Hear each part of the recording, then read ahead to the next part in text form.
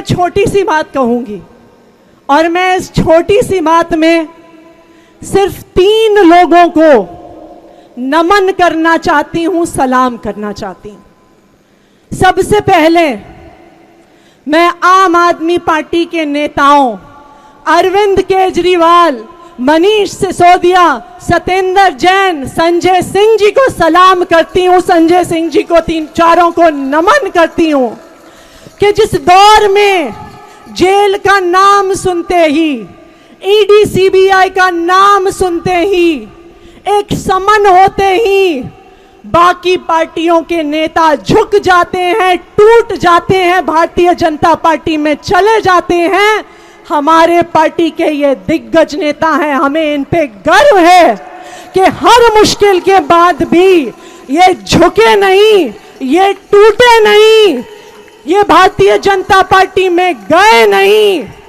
हम इन नेताओं को सलाम करते हैं। देखिए, दुख तो होता है, हर बार अरविंद केजरीवाल जी की ये फोटो सलाखों के पीछे देखकर मन कचोटता तो है। मनीष सिसोदिया जी के बारे में सोच के आंखों में आंसू तो आते हैं। सत्येंद्र जैन जी के स्वास्थ्य के बारे में सोच के इंसान परेशान तो होता है, लेकिन हम दुखी नहीं होंगे, हम परेशान नहीं होंगे। हम अपने इन सब नेताओं पे गर्व करेंगे कि ये हमारे ऐसे नेता हैं जो इस तानाशाही के खिलाफ हर मुश्किल परिस्थिति में भी लड़ते रहे और लड़ते रहेंगे।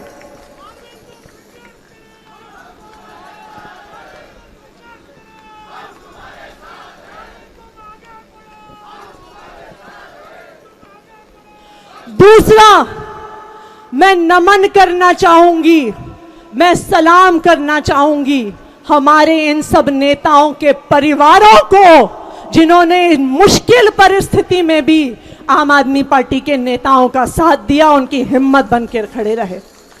चाहे वो अरविंद केजरीवाल जी की पत्नी सुनीता भाभी हो, चाहे मनीष सिसोदिया जी की पत्नी सीमा भाभी हो, चाहे सत्येंद्र जैन जी की पत्नी पूनम भाभी हो, या संजय सिंह जी की पत्नी अनीता भाभी हो।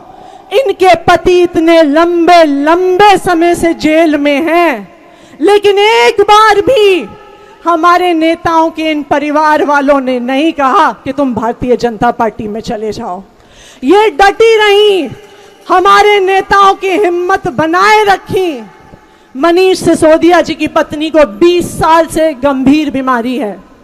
उनसे कोई मिलने आया, उन्होंने कहा भाभी को कि अगर मनीष जी भारतीय जनता पार्टी में चले जाएंगे तो वो मनीष जी को छोड़ देंगे।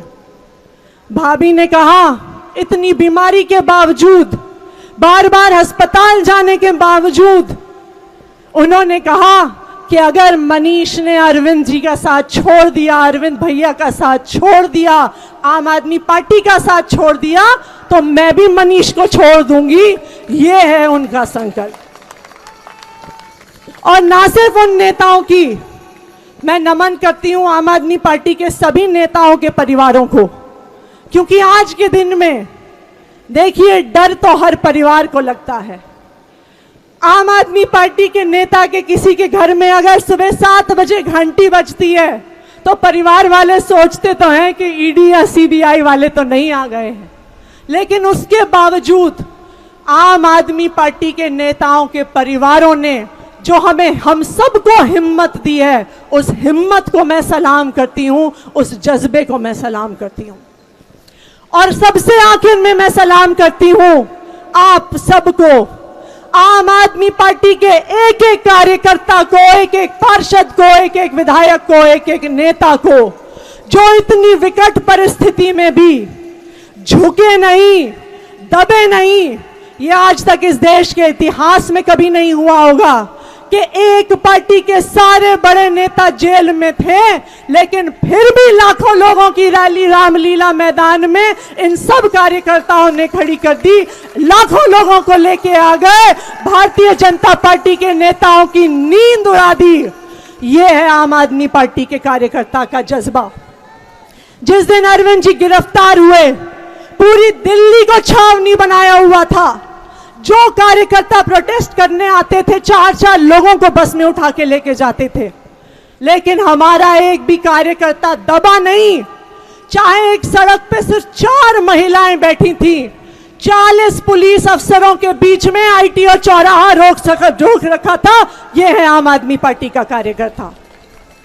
तो इसलिए मैं आप सबको सलाम करती हूं और आप सबकी ये हिम्मत है जिसकी वजह से इन तानाशाहों की नींद उड़ी हुई है, क्योंकि उन्हें पता है कि आखिरकार सच्चाई जीतेगी, संघर्ष जीतेगा, बच्चों के लिए शिक्षा जीतेगी, बुजुर्गों के लिए तीर्थ यात्रा जीतेगी और आखिरकार जीत अरविंद केजरीवाल की होगी, आम आदमी पार्टी की होगी और इस देश की आम जनता की होगी। ये इन तानाशाहों को पता है। तो एक बार फिर आप सबको मेरा नमन, आप सबको मेरा सलाम। ये संघर्ष अभी शुरू हुआ है, हमें पूरी हिम्मत से इस संघर्ष में आगे बढ़ना है। तो एक बार फिर से नारा लगाएंगे, अरविंद केजरीवाल, अरविंद केजरीवाल, अरविंद केजरीवाल, अरविंद केजरीवाल।